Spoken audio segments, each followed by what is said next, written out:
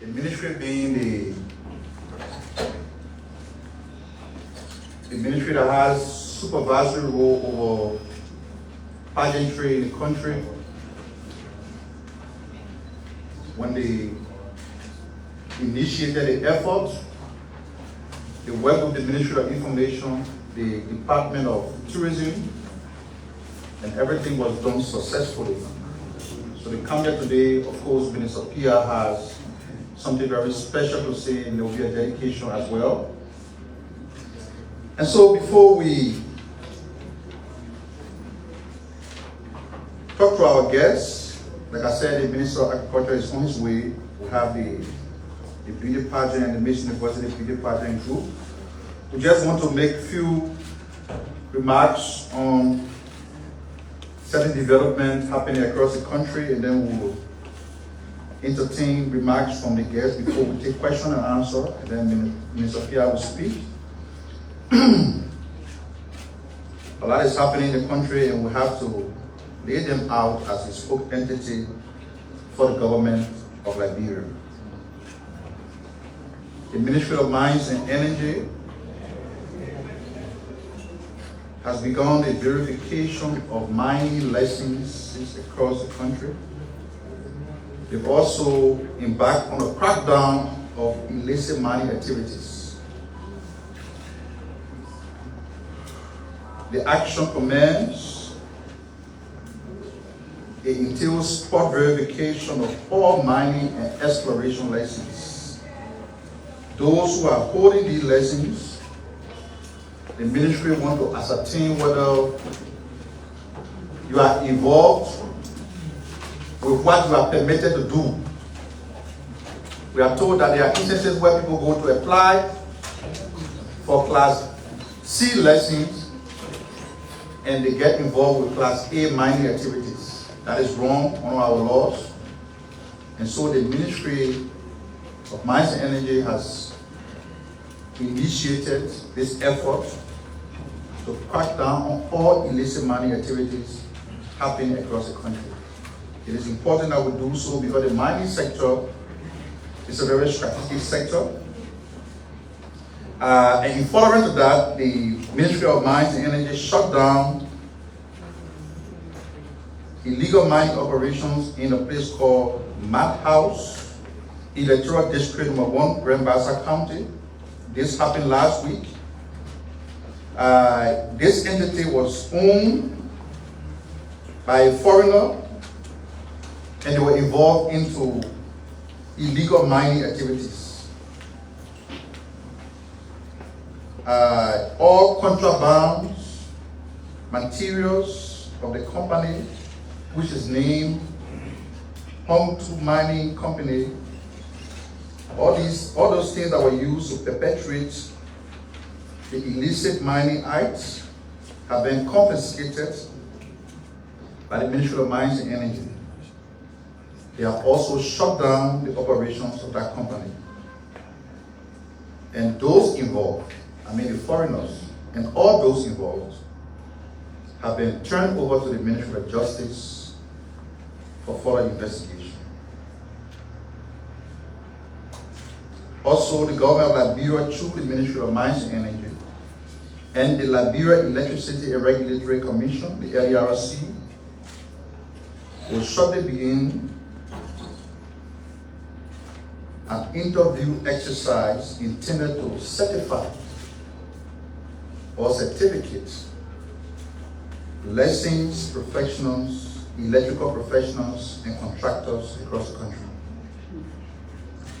The process is a key part of measures aimed at identifying competent practitioners who should provide industrial and home electrical services to customers.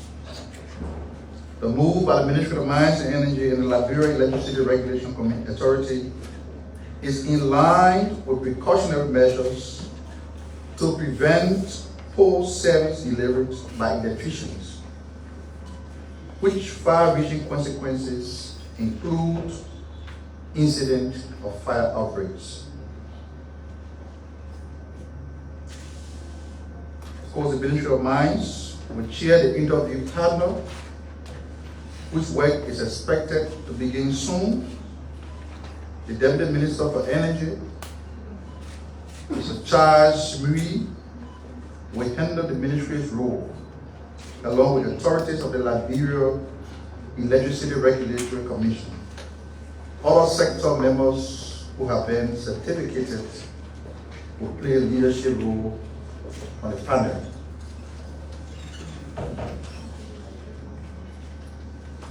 The government of Liberia has recently observed that mob justice have been on the increase.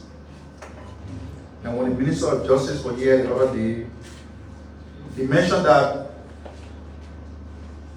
as the entity of government that is concerned with the enforcement of law and order, they were formulating policies to address the growing wave of mob violence across the country. So against that backdrop, the Ministry of Justice launches the National Anti-Mob Justice campaign effective next week. As mob justice continues to threaten the well-being of communities and have adverse effects on businesses and investors, the Ministry of Justice will on Tuesday, 8th April 2025, launch the National Anti-Mob Justice campaign.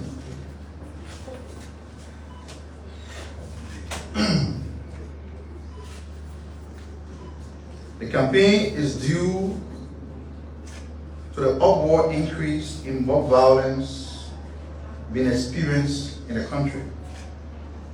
If not curtailed, mob violence will become entrenched within the Liberian society, thereby leading to terrible consequences.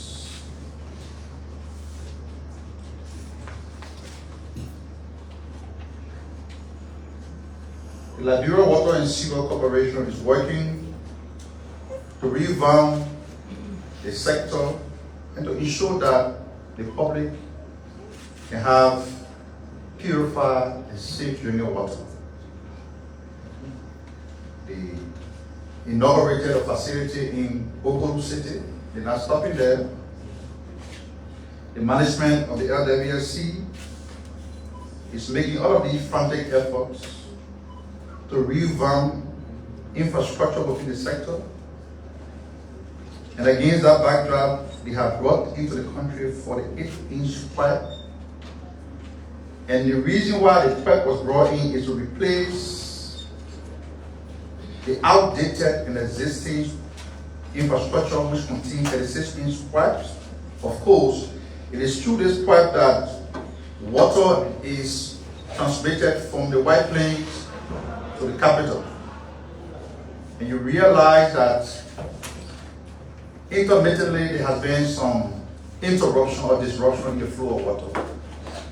Because the pipe, some of this infrastructure have outlived their usefulness. So the Liberia Water and Sewer Corporation want to replace the existing infrastructure with modern ones. So they brought into the country these pipes. We are told that the project is being funded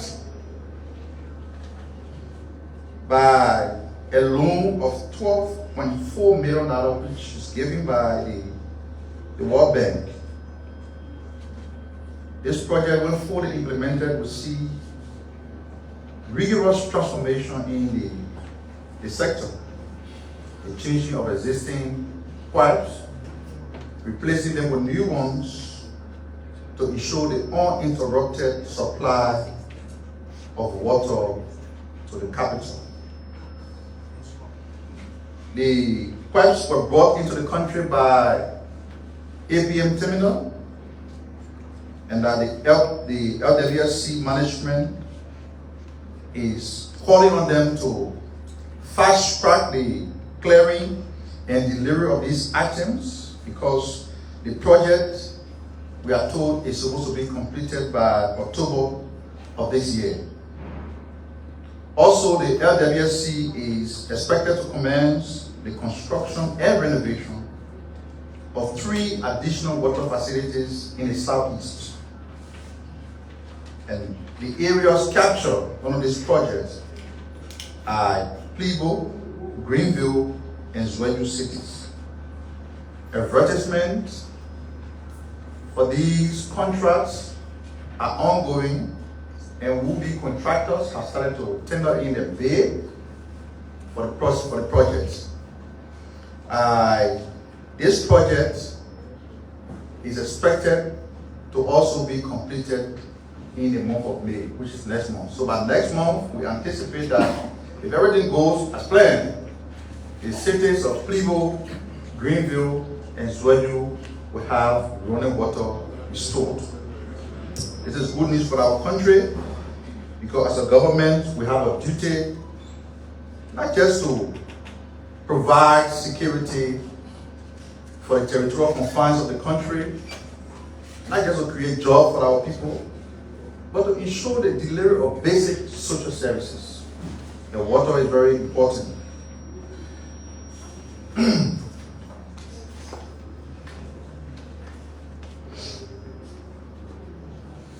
So the Ministry of Youth and Sport will be here on next Tuesday to provide additional or more information on the upcoming intra-governmental league.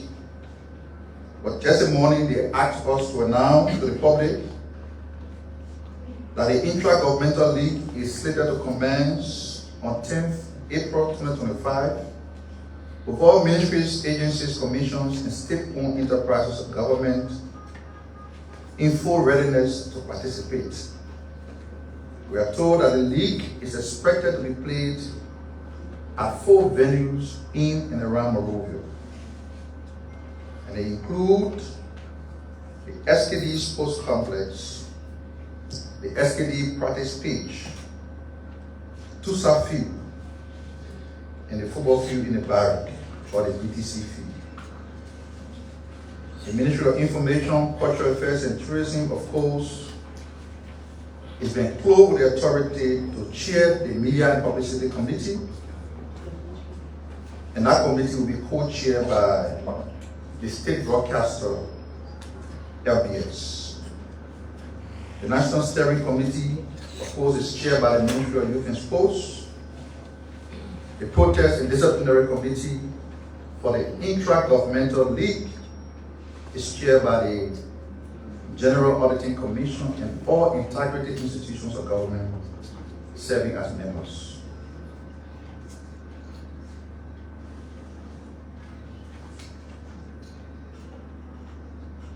Yesterday, there was a huge donation on behalf of the government of the People's Republic of China to the people of Liberia. Liberia healthcare sector received a major boost with donation of advanced medical equipment and supplies from the Chinese government. The consignment handed over at the John F. Kennedy Medical Center on Wednesday, 2nd of April 2025, is expected to strengthen Liberia's medical infrastructure, particularly in the fight against cardiovascular diseases. The donation establishes Liberia's first ever cardiology unit at GFK. The unit will focus on diagnosing and treating heart-related conditions, marking a significant step forward in specialized healthcare services. Cardiovascular diseases have been a growing concern in Liberia, and it is believed that this initiative will be a life-saving one for many patients who previously had limited treatment options. Speaking at the handover ceremony, China Ambassador to Liberia reaffirmed Beijing's commitment to supporting Liberia's health sector. He described the donation as part of a broader effort to strengthen bilateral ties and enhance medical care in the country. He indicated that China remains a steadfast partner in Liberia's journey towards better healthcare delivery.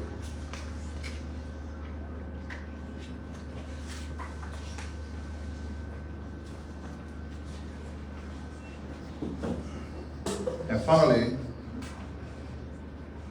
yesterday the team from the Liberia Telecommunication Authority was at the PHP park. Some were speculating that the government demolishing the park. It is not true. Here's the actual information.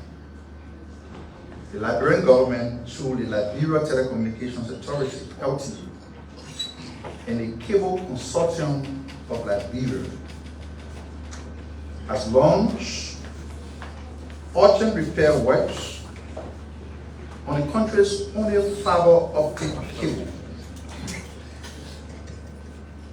The Africa Coast to Europe A's submarine cable, which provides Liberia's primary internet connectivity, has been at risk following a controversial construction project initiated by the former government. The construction of the PHP park, despite warning from experts in the telecommunications sector, directly impacted the cable's landing site. It has been revealed that during the construction, large quantity of heavy rocks were placed over the cable, causing it to sink and disrupting connectivity. Since then, Liberia has endured frequent internet outages, with experts cautioning that a complete cut-off is imminent if no corrective measures are taken. So the work they were doing over there yesterday is not to break the park down, as some were speculating on social media. They want to rescue the cable. Because when you see where they dock, the installation of all of the cables from the Atlantic Ocean, it passes through that corridor. And as a result of the construction of this park, it caused serious disruption. That is why the internet has not been functioning at full length in the country. So the LTA has intervened, and as part of the process, an ACE cable repair ship is scheduled to arrive in Liberia on 23rd October to conduct the necessary restoration work. We'd like to thank the LTA and team for being far-sighted in resolving some of the problems we have with internet availability in the country. Because in this age and time, we always say data is life. So, with that being said,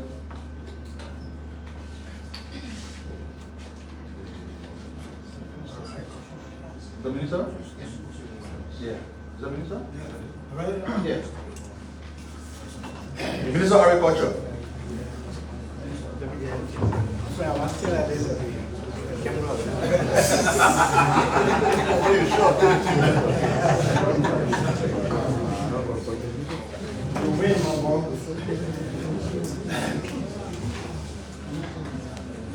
Minister and members of the high table here, let me thank the family of the MICAT for giving us this opportunity today to stand here and do some clarification. I remember on last Friday, while we were in the country, there was the appearance of Senator Nathaniel McGill on the ELBC morning breakfast show, providing information to the public that the Ministry of Agriculture has mismanaged $200 million. We have come to provide clarification. Probably the senator is not well informed of what happened there. So for the sake of the public, we want to make a clarification. At the Ministry of Agriculture, we've had two projects funded by the World Bank. The first is the STAR project, and that project was approved in 2019, valued at $48 million. Of the $48 million, the World Bank provided $25 million, and IFAD $28 million. But this is what happened to that money. When COVID happened in 2020, the government, of which Senator Mangel was a minister, reallocated $10.5 million of that money for COVID intervention. That money was not utilized by the Ministry of Agriculture. Part of that money went to WFP, and part of that money was managed by then EPA Director and the Ministry of Agriculture. They used it to intervene in the sector, leaving that project with $38 million for investment. Of the $38 million, some of the money were used to support smallholders who were into agro businesses through the grant project that the ministry administered. And let me make it clear. First, this government that came to power in 2024 in January has not, under our stewardship at the Ministry of Agriculture, approved any grant to any farmer. I know the argument has been, we have been the one giving money to our friends.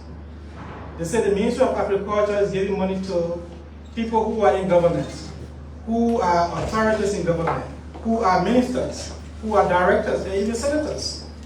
But I want to make it clear that under our leadership, we have not given out any single dime. All of the disbursements that have been made right now were agreements that were entered into between 2020 and 2023.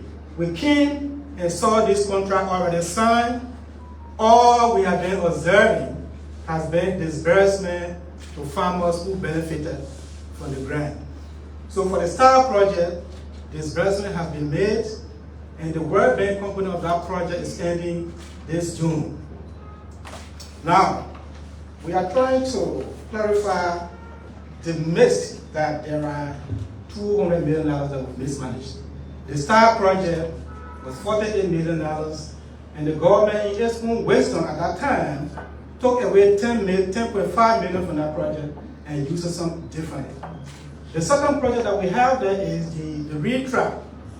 That's the Rural Economic Transformation Project, the RETRAP. The total financing for that project is $170 million.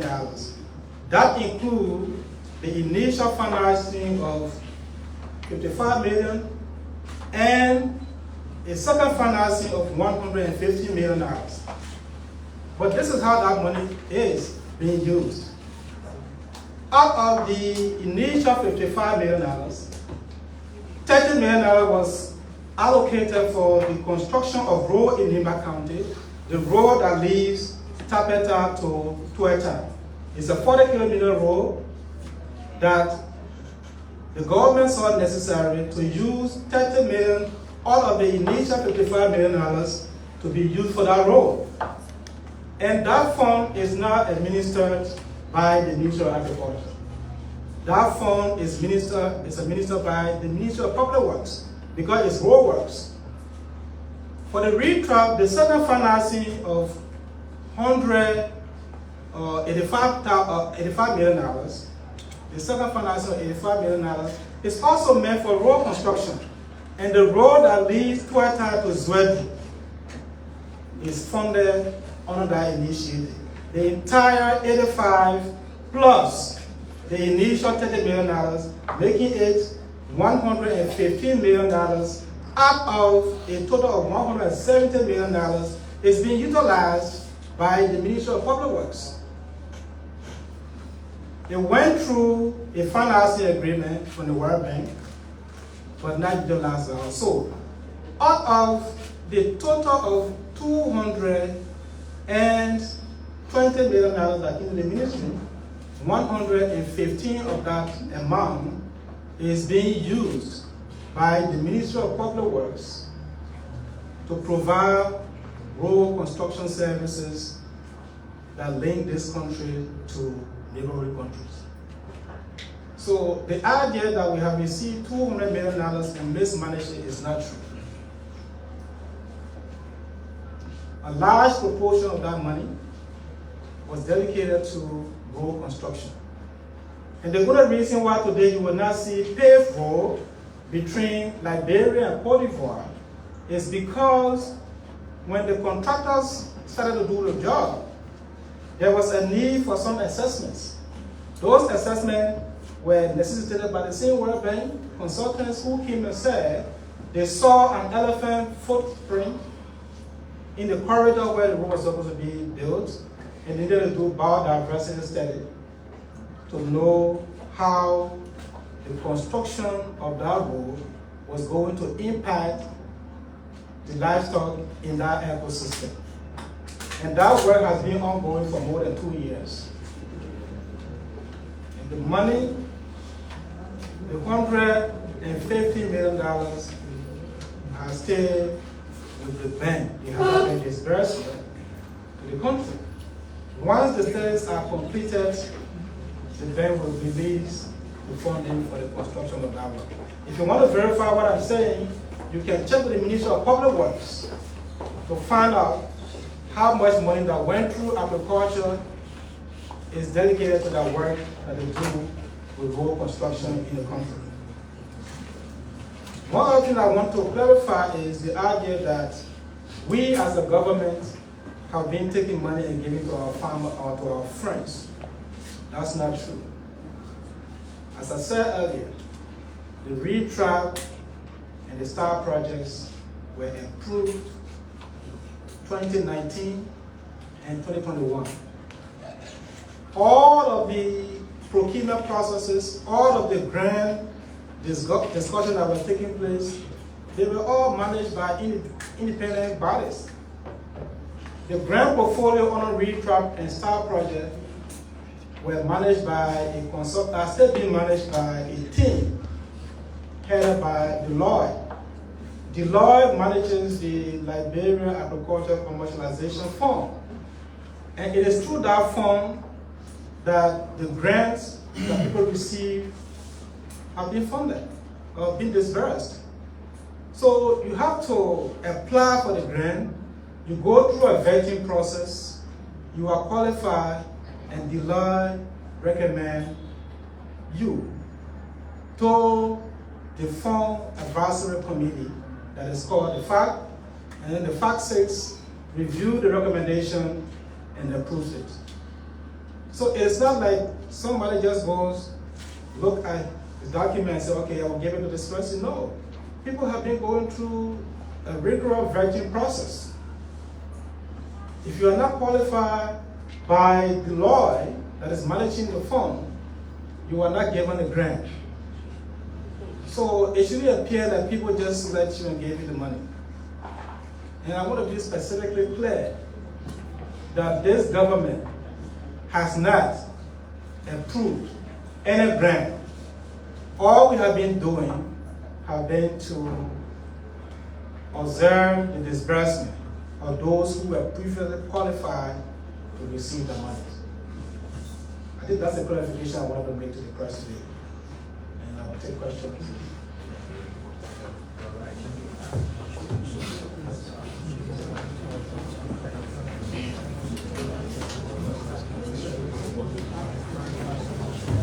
So with that clarification from the Minister of Agriculture, we will now invite, please keep on the questions. I will now invite the organizers of the Miss University Beauty Pageant for remark.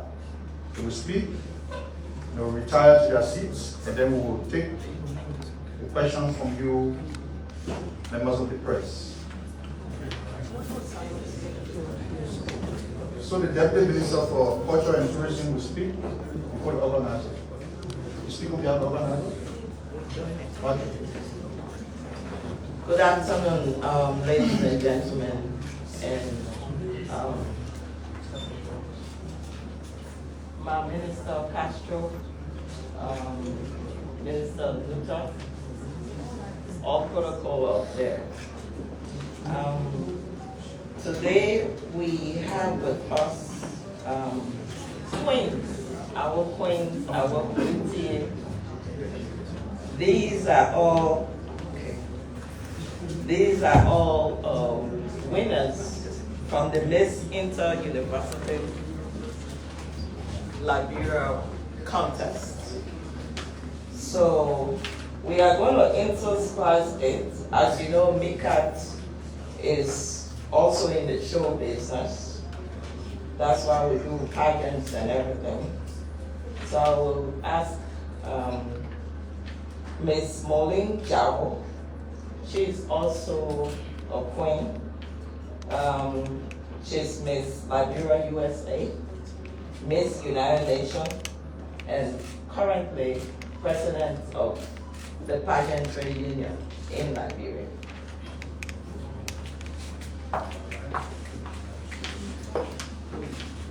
Thank you, Minister. Hello, everybody. Like she said, my name is Mulin Jarbo. Actually, I was Miss Liberia today, 2013, long ago now. I'm the president of the Pageant Union. I just want to take this moment to tell the Ministry of Information, Cultural Affairs, and Tourism thank you for the continuous effort in promoting pageantry. Last week, Saturday, we had the opportunity to have the Miss Inter-University Beauty Pageant that was hosted by Thai Entertainment consultancy firm. So I would like to take this moment to introduce the CEO and also the media consultant who's going to come and basically just give us an outlook of the pageant and also talk about the sponsors. So they'll tell you a little bit of about that. Tyrese and Vic Jones.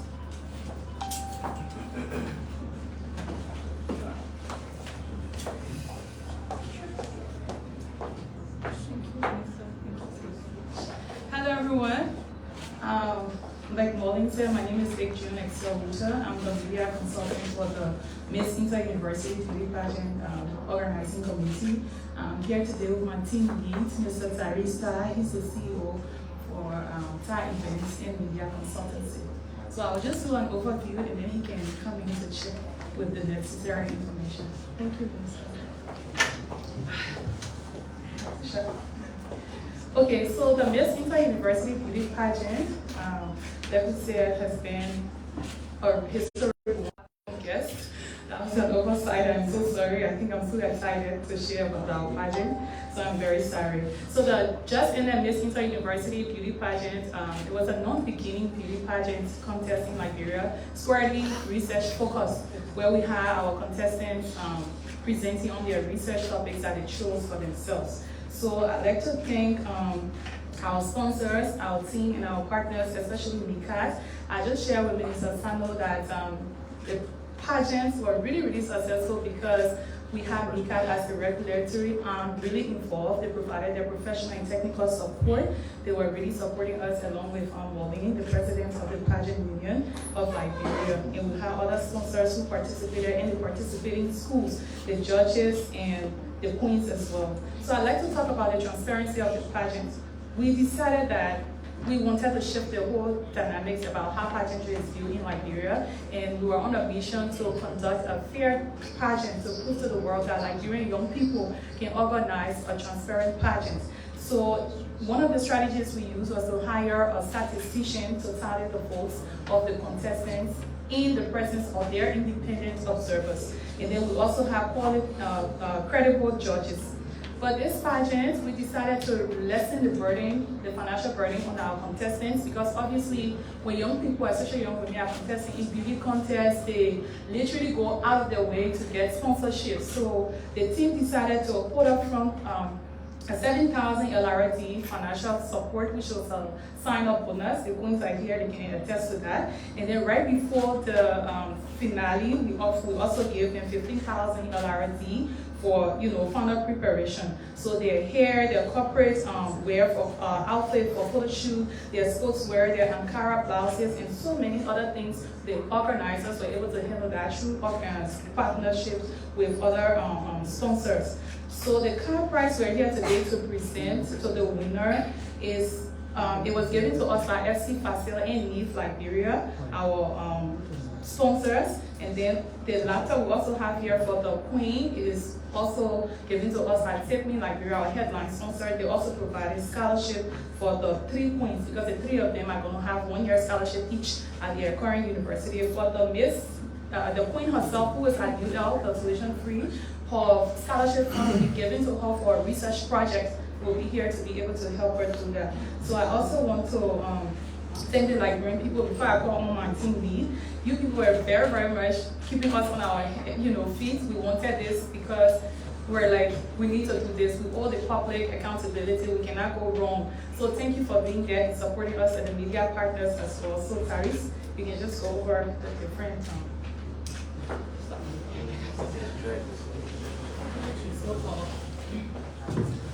Honorable Minister and our distinguished platform guests, media present yet, my dynamic points.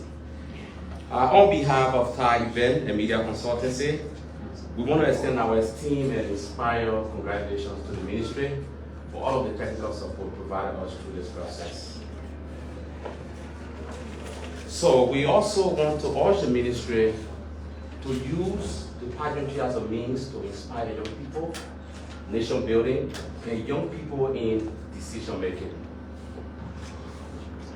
If we must sustain these young and beautiful women, we are appealing to the Ministry to provide job employment for them as we are able to guide them through their reign. This pageant could have been a success without our sponsors, our partners, the media, and the Liberian Pageantry Union. Today, we have officially come to turn over these beautiful, eloquent ladies. Like my media consultant said, this pageant is the first of a kind, strictly research-based, and these queens were very much up to the game that night. And the Ministry and the rest of the world will bear our witness. So today, our queens will be receiving varieties of items and gifts, because this is a merited pageant. And everything that we are giving them, we want to make sure that it sustains them throughout this process. So, Smart University Miss Hajami Success Kumar, who's happening to be the second runner-up, will walk away with $50,000 Liberian dollars. Can we just get?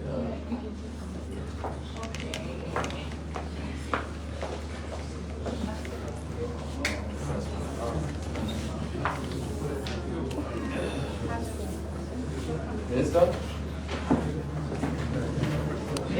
So we want the media to see. So the $50,000 Liberian dollars and a 1-year fully funded scholarship.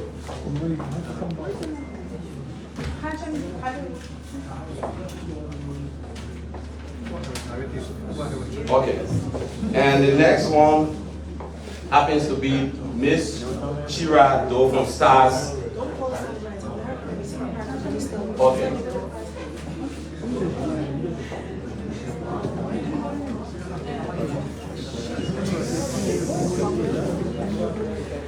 Thank you so much.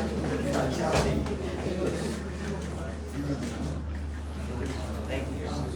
And she will also have a 1-year fully funded scholarship.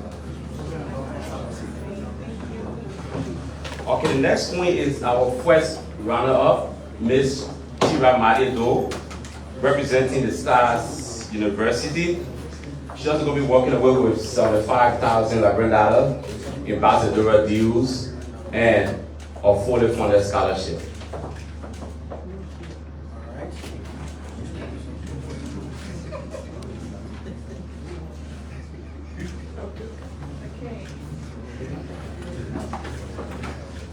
And we want to put at least a round of applause for our dynamic queen. This is where you got to show your nice body to win. It's your brain and intellect. So put them together for Here comes our Miss Vashi Tivia of the State-run university.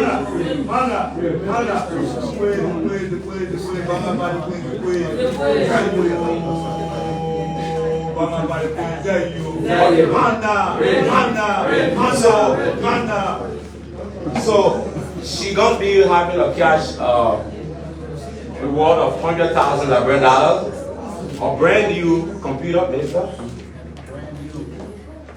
Yeah, a brand new computer from our airline sponsor, Table Liberia, and also a branded car, Chevrolet Malibu 2016.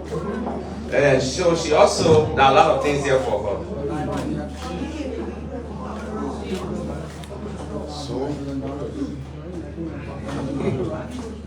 Ambassador deals with all of our partners. And also, we have making our customary way of life as from the pageant team of that event. She's going to be receiving a branded 18-karat gold ring from one of our sponsors, Chocolate Jewelry. If you can see on the media, after the pageant, she went there to do her measurement because we couldn't produce the gold ring in the absence of the winner. So after the pageant, she was the winner and she went there to do her fitting. So on Sunday, she's going to be receiving a branded 18-karat gold ring. Thank you, sir. Okay. Thank you so much to the organizers. One of the things we're trying to do here at MICAT is to take pageantry to a completely new level. And because of that, we decided to cancel the Miss Liberia Beauty pageant as of the time it should have been held. We have an independent committee that comprises of private actors. They're doing a comprehensive plan to present it to us. And then at the end of this year, we'll do the pageant on a very different arrangement. Because at that time, one of the things we will make sure we have will be a brand new forage office for the Queen here at MICAT. We will also ensure that when we're formulating our budget, there will be a small amount to enable that Queen to do something, not just to sit down after winning the partnership. For this level, we're starting with Miss Liberia, but we hope to come down later to Queens in your category, because it's not sufficient to just say you want the thing, your car, your this, and that's it. They got to be seen doing something productive, and the government will help them to do so. So on behalf of the ministry and the organizers of the pageant, I present to you the key for your car, and I want to say congratulations. And to say further, I want to say further that the process are okay, but we got some good people in this country, good men. So when they were presenting the process, I think they said the winner of prize is 100,000. And when they were giving the 100,000, the minister I recorded, who is a very good man and my good friend, said 100,000 not bad, but it's small. So the minister would add 50,000 for the winner of the one that values 75,000, right? I think $75. 75,000. 75,000. Deputy Minister Daniel Sano will reach it to 100,000. He added 25,000. Yes. And for the one that got the 50,000, it will be made 90,000. That will be added by the Minister Tony Kappa.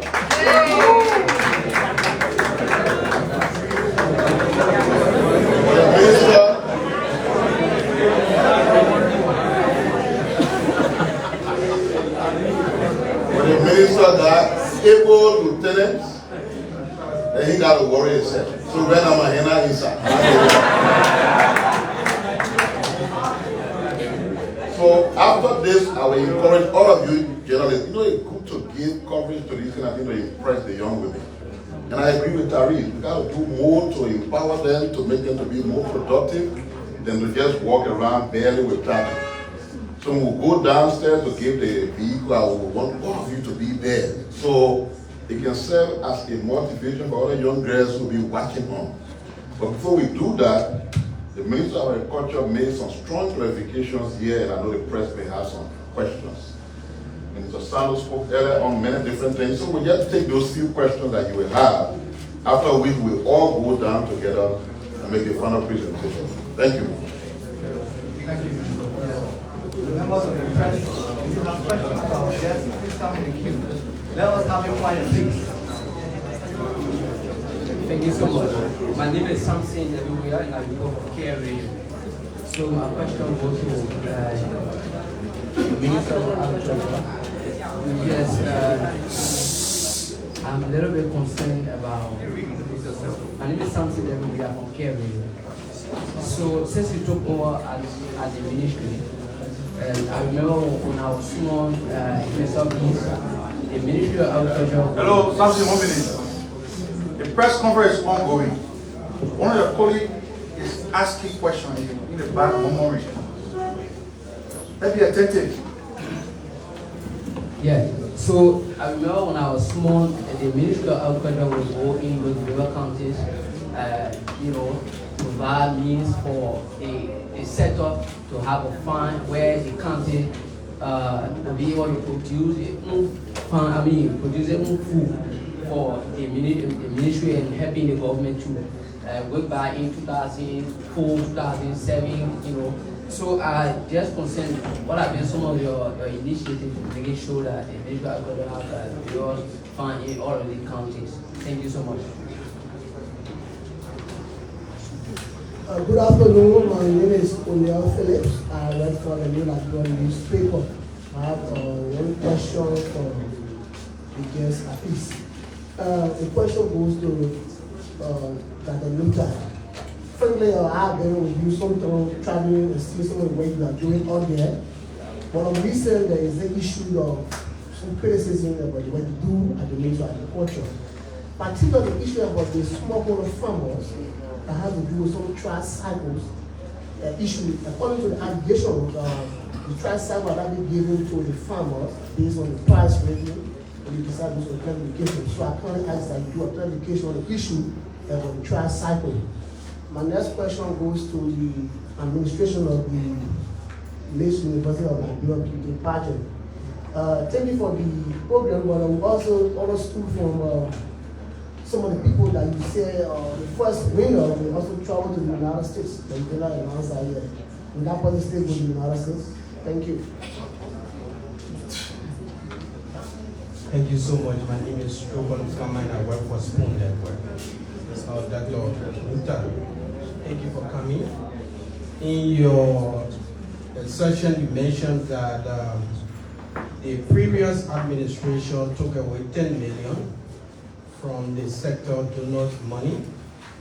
But you are there now. Was there any clarification? Was there any document or any report made as to how the money was spent and why the money was removed from the agriculture sector? If so, how does it work that the executive can just go to a particular ministry and withdraw 10 million and provide no justification and all of that? Is there any report that you made to justify the removal of the 10 million from the agriculture sector by the CDC administration, like you alleged? Thank you. My name is Mopolu, and my question goes to Mr. Nuetah. I run the multimedia hall.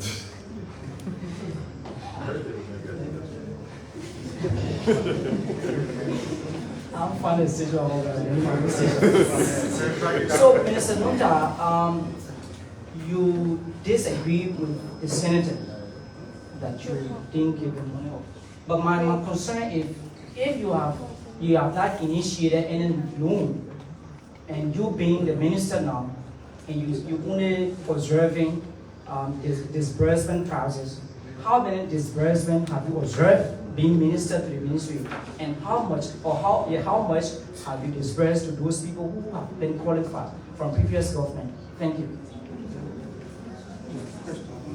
Thank you. My name is Desmond Well, and I report for Democracy Watch. Thanks so kindly, Minister of Agriculture. The explanation was very, very short. Democracy Watch. My concern is you have affirmed the two projects that with the Ministry of Agriculture, the STAR project and that of the Wheat Trap project, mounting in total STAR 48 million, Wheat Trap 160 million, in total of 208 million. That out of the 208 million, 115 million was used by the then administration on Rose project. And what could be your own definition of the allegation of misapplication of form that was met for agricultural projects, but rather used on roads construction? Thank you, Kanye. Thank you. So my name is James Mbala, and I report for Liberia, Jordan. We visited James Mbala, who is one of the biggest farmers in my county. But currently, as we speak, the issue has to do with obtaining the grant now. There are a lot of farmers who are crying, who want to join the business of farming, and we told them to group themselves. But as we speak right now, go across my county, farmers are saying to get access to the loan is very hard. They said that the grant is being exhausted, and if it is exhausted, you are not approved in a grant. Are you willing, through this government, to provide more grants, since the government has interest in the arrest agenda with agriculture? And the follow-up question is, there are more funds that have come through your ministry, and it's being shipped to rural connectivities. Is it that the government is lacking interest now in the agriculture sector, that more funds is only going to roads? Thank you. Thank you. My name is Stephen Lagos, and I work for Lima. My first question goes to Minister Sanu. Can you give us this clarity regarding to information circulating on social media that the Ministry of Public Works, in line with the Monrovia City Corporation, have bought to demolish ships across Monrovia? And then, Minister, the Agriculture Minister, please, since you took over as Minister, regarding the issue of this loan money coming to the country, before taking over, can you tell us further, what did you observe? Was there any mismanagement, issue of mismanagement coming in, or maybe some misappropriation of cash when you took over as Minister? Thank you. My name is Joseph Sali, and I report for TV. My name is Joseph Sali, and I report for TV. Mr. Nuetah, Chapter 3, Section 2.1 of the National Fisheries and Aquaculture Corporation Act. When the Director General leaves, the next in line should be appointed. And we saw the appointment of Mr. Cyrus Silve by the President. And B, to that question, were there any conversation between you and Madam Glasgow before she head to the ECOWAS court, and how, what do you make of the 10 million loss against the government? Joseph Sally. Good afternoon, my name is Christopher Besman, and I report for both of Nigeria. Nuetah, with a lot of farming activities being carried out within Monrovia, particularly within district. One minute. It's not proper for us to be telling you, generally professional people, to be quiet. Can you just have the Quran here? Go ahead. So I'm Christopher Besman from both of Nigeria. Nuetah, a lot of farming activities in Monrovia, particularly the district number 17, where I work with a team in terms of monitoring, evaluating, and dialogue, regulating those farmers. Thank you. Thank you, Doc.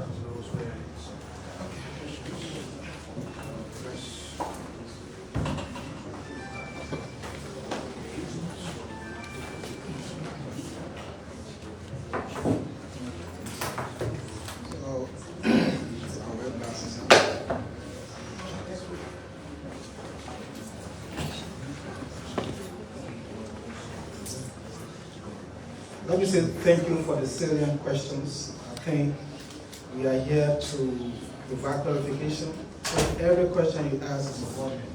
We endeavor to provide some information on these questions. Something spoke about previous activities of the Ministry of Agriculture in the rural communities. I think he was referring to the communal farming system that we had before, where communities will establish their own production sites to produce what they feel is important for the community. And predominantly they were doing rice. But that communal farming system kind of slowed down during our turbulent periods. And farmers are again gearing up to start to do those. On most of our field trip, we are approached by the farming communities to help them. But truthfully, the Ministry of Agriculture is not the entity that does the communal farming system. It is legally under the Ministry of Internal Affairs. It is Internal Affairs that establishes communal farm. But in our own wisdom, we've asked districts if you can identify your own lowlands, maybe you got 50 hectares of lowland, especially the swamp, we can help you develop it as your communal farm or as the district farm. Then, of course, our district agriculture officers will be responsible to provide you all the guidance you need to continue cultivation. New Liberia, the journalist spoke about the trial cycle. You know, of late, I've seen one particular station carrying the trial cycle story. And let me be frank, this was once a friendly station. I remember the first station I spoke on when I began Minister of Agriculture was that identical station. I had a friend, this beautiful lady is here, Madeline Sa. Madeline Sa was my host along with Christopher Silly. And we started engaging, we did some things together. But I don't know why the station failed to even ask for clarification. You know, they've been carrying this misinformation for tricycle. Yes, the Ministry of Agriculture purchased some tricycles back in 2022. 2022, right? Yes. 2022, they bought some tricycles to be able to help those smallholder farmers, most of whom have benefited from the grant at the ministry, to be able to take their commodities to the markets and conduct trade. But the tricycles were not meant to be just given. You needed to show some level of appreciation by making some contribution. So the ministry, through the project, the ReTrack project, gives you the tricycle, but you will pay 40% of the cost. So when that arrangement was made, some farmers, most of them, made a deposit for the 40%, and the tricycles were being distributed. Some of the tricycles went to the counties in the southeastern part of the country. And we all know the challenging road situation in those counties. So there were delays in getting these tricycles dispatched. What has happened over the period is that most of those who wanted tricycle have gotten the tricycle because they paid what they were required to pay. And the tricycles have been delivered. So the argument that people pay their tricycle for the tricycle, they're not getting it. I want to see one person who come and say, I paid for tricycles, or I made my contribution, I did not receive tricycle. I just want one person. It's an open challenge. If you pay and you didn't receive a tricycle, come to the Ministry of Agriculture. Come there, we'll make sure you get it. But there will be nobody who will pay the matching contribution and does not receive. If there have been delay, especially for areas in the southeast, it was because during the the wet season, it was impossible to carry big trucks with tricycles to those areas. So as soon as the dry season came, the team was very generous enough to take the tricycle to those areas, and distribution is taking place. In fact, my team just left the field to do an assessment. The assessment report tells me that majority, or almost all of those who made their payment have received the tricycle. So I just want to make that clarification. And a spoon level clarification on the $10.5 billion. The $10.5 million was something that came out of the emergency response to the COVID situation. The government, I know some of you may have followed the news where WFP was purchasing rice and distributing it to family, to households. Part of that money was reportedly used for that process, and part of it was used for other activities based on what the government of the day at that time saw necessary. They felt they needed to have intervention, so they had to revise the original document of the STAR project to create another component that was specifically responding to the emergency, and that money was put to that line for that intervention. And it was administered by the then Ministry of Agriculture, EPA, and then WFP was hired to do the distribution. Our colleague, our friend from multimedia.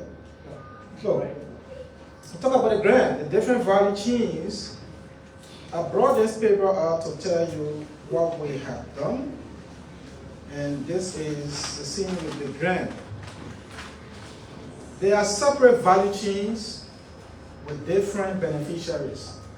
The sheet you see here from me, this is from the STAR project. This is horticulture. From 2019 to 2024, under the STAR project, there was approval for a total of $2.2 million to be given to beneficiaries under the matching grant project. This is there for horticulture. I'll call it the rest of the value chain. And out of that 2.2 million, 1.9 has been dispersed. The biggest chunk of the money went to oil palm. For oil palm, a total of $6.4 million was approved for grant to small and micro enterprises and some farming groups. Out of the 6.4 that was approved, as of the date I received this on the 15th of March, 5.3 million has been disbursed to beneficiaries for oil palm. For rubber, $1.4 million was approved, 1.1 disbursed to beneficiaries. And for rice, because the STAR project supports rice producers and value added, or those who are into value addition, 5.4 million was approved and 4.7 has been disbursed among that project. Then there is something we call all of the value chains. For all of the other value chains that do not fall under what I just said, 206,000 was approved for them and 195 was disbursed. That's for the STAR project. Then for RETRAP,